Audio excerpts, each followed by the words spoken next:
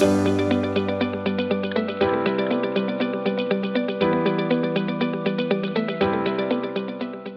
আলাইকুম। আমি মাইমুনা বিনতে শহীদ। আজকের এই প্রোগ্রামের আয়োজনের জন্য গ্রামীণফোন একাডেমিকে অনেক, অনেক ধন্যবাদ। ছোটবেলা থেকে আসলে আমার জার্নিটা তেমন ইজি ছিল না। আমি আ ছোটবেলা থেকে মানে ডাক্তার হওয়ার স্বপ্ন নিয়ে এগোচ্ছিলাম। তবে আমার মানে ওভাবেই স্বপ্ন ছিল। স্বপ্ন ওভাবে নিয়ে আগাচ্ছিলাম এবং এসএসসিতে যখন মানে এসএসসির ঠিক আগ মুহূর্তে আম্মু স্ট্রোক করে। যার কারণে আমার মানে প্রিপারেশন না থাকা সত্ত্বেও আমি হচ্ছে ভালো রেজাল্ট করতে পারিনি। প্রি এরপর যখন রেজাল্ট ভালো আসেনি তখন আমি ভাবলাম যে সায়েন্স ছেড়ে দিব। সায়েন্স ছেড়ে অন্য কোনো সাবজেক্টে মানে কনভার্ট করে ফেলবো নিজেকে। কিন্তু তখন আম্মু বলেন যে, "না, তুমি ডাক্তার না হতে পারলেও ভালো কিছু অবশ্যই হতে পারবে।" ভা তো তখন আমি আসলে হচ্ছে আগাই যে এইচএসসির জন্য সেইম সাবজেক্ট নিয়েই পড়াশোনা শুরু করি। কিন্তু আসলে ভাগ্য যেটা থাকে আরকি যে আমার আসলে তখন আম্মু আরো বেশি অসুস্থ হয়ে যায় দিন, দিন। তারপর আমরা নানু বাড়িতে শিফট করি। চাঁদপুর চলে যাই। সেখানে পরিস্থিতি, পরিবেশ সবকিছু মিলে আমার এইচএসসি রেজাল্টটাও তেমন আসলে ভালো আসেনি। তাও নিজের স্বপ্ন আসলে ছাড়িনি। তো আমি বিভিন্ন বিশ্ববিদ্যালয় থেকে ফর্ম তুলি। ফর্ম তোলার পর আমার ওখানে হঠাৎ করেই আমার বিয়ে ঠিক হয় এবং বিয়ে হয়ে যায়।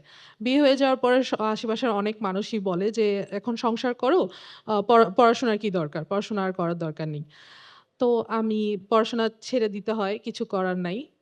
তারপর এরপরেই হচ্ছে আস্তে, আস্তে চিন্তা করলাম যে আচ্ছা আমার ছোটবেলা থেকে তো একটা ইচ্ছা যে পেইন্টিং এর খুব আঁকাআঁকি মানে আঁকাআঁকি করতাম বাসায়। তো ওইটা থেকেই আমি আস্তে, আস্তে চিন্তা করলাম যে না পেইন্টিং এর কিছু করা যায়। তো তখনই হঠাৎ করে একদিন আমার শ্বশুর দেখলেন যে যার প্রিন্টিং প্রেস আছে। তো উনি দেখলেন যে আমি আঁকাআঁকি করতেছি। তখন উনি আমাকে বললেন যে তুমি যদি গ্রাফিক ডিজাইন শিখতা তাহলে তোমার অনেক ভালো হতো।" না, না। উনি আমাকে আরো হচ্ছে হঠাৎ করেই বললেন যে উনি "তুমি যদি গ্রাফিক ডিজাইন জানতে তাহলে অনেক ভালো হতো।" উনাকে সবার পক্ষ থেকে একটা ধন্যবাদ দিবেন। তারপরে হচ্ছে আমি আমার একটা ভাঙাচোরা একটা ল্যাপটপ ছিল। তো ওখান থেকে আমি হচ্ছে বিভিন্ন YouTube, বিভিন্ন জায়গায় খোঁজাখুঁজি শুরু করেছি কিভাবে কি করা যায়। শিখার চেষ্টা করি। তো তখন আমার হাসব্যান্ড চিন্তা করলেন যে, "না, আচ্ছা তোমাকে একটা ল্যাপটপ কেনা দরকার।" তখন সে আমার একটা ল্যাপটপ কিনে দেয়। তো আসলে সেটা আমার একটা ডিভাইস ছিল না আমার জন্য। এটা আমার জন্য একটা স্বপ্নের দরজা খুলে দেয়। তারপরও হচ্ছে যখন কোর্স শেষ হয় আমার আসলে তারপর ইনকাম হয়নি। তো তখন আমি আসলে একদম পুরা মানে ভেঙে যাই যে, "না আমি আসলে কি পারবো? আমার পক্ষে কি পসিবল?" তখন আমার হচ্ছে আমি হঠাৎ করে দেখি একদিন যে গ্রামীণফোন একাডেমির একটা মানে প্রোগ্রাম যেখানে আমি এপ্লাই করি। এপ্লাই করার কিছুদিনের মধ্যে আমি আসলে ওখানে পেয়ে যাই। ৬০০ জনের মধ্যে আমি আসলে সিলেক্টেড হই।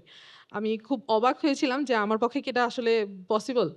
তারপরে ওখানে আসলে আমি ইয়াসিন ভাইয়ের মতন একজন মেন্টর পাই। উনাকে অনেক, অনেক ধন্যবাদ। উনি আসলে আমার আত্মবিশ্বাস এবং হচ্ছে আমার প্রতি মানে একটা বিশ্বাস রাখছেন যে না আমি পারবো। আমার দ্বারা পসিবল। তো উনি আমাকে হচ্ছে যে রিয়েল প্রজেক্ট এবং হচ্ছে ম্যানেজমেন্ট বিভিন্ন ক্লায়েন্ট ম্যানেজমেন্ট উনি শিখাইছে। শিখানোর পরে হঠাৎ করে একদিন হচ্ছে LinkedIn এর মধ্যে ইউকে ভিত্তিক একজন ক্লায়েন্ট আমাকে হচ্ছে মেসেজ করে। তো উনার একটা বাংলাদেশে একটা হসপিটাল খোলার কথা যে উনি লোগো এবং ব্র্যান্ডিং সাথে পাশাপাশি ওয়েবসাইট আমি ডিজাইন করি সেটা। তো ডিজাইন করার পর সেটাই আসলে আমার আসলে জীবনের টার্নিং পয়েন্ট।